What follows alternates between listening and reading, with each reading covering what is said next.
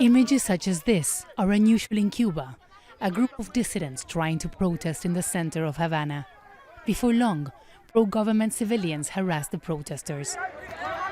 The demonstrators had come here to denounce the detention of singer DENIS, who has openly criticized the Cuban government. Early in November, the police entered his house in Havana.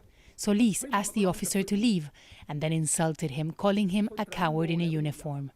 They came at night so they wouldn't see my face, plotting to kidnap. If they think they are going to scare me, they are wrong. I am ready to die. 3 days later, he was detained and sentenced to 8 months in prison, accused of contempt.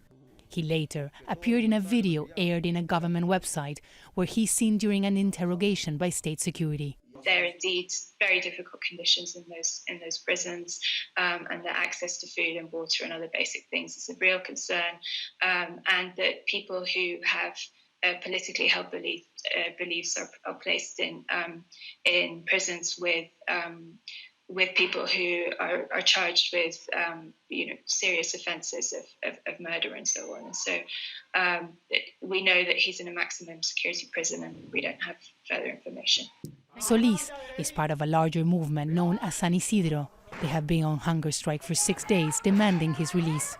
I am an artist. I am sacrificing my art, my career, my ego, and my dreams here. Everything so my friend is released. I am tired of seeing my friends detained, and I'm sacrificing everything for the freedom of Cuba.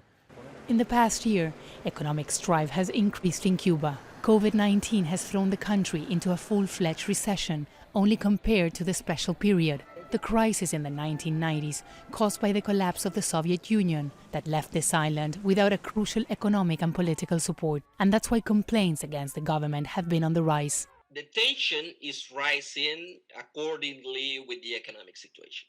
I have to remember that the only one social expression of massive social expression against the government happens in Cuba in 1994.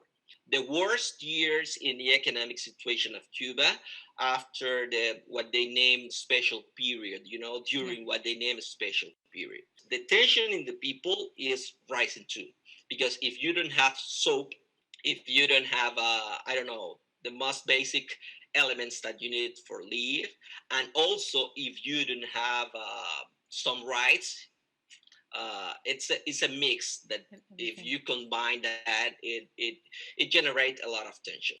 The government says these people are backed by Cuban Americans in the United States who are trying to destroy Cuba's revolution.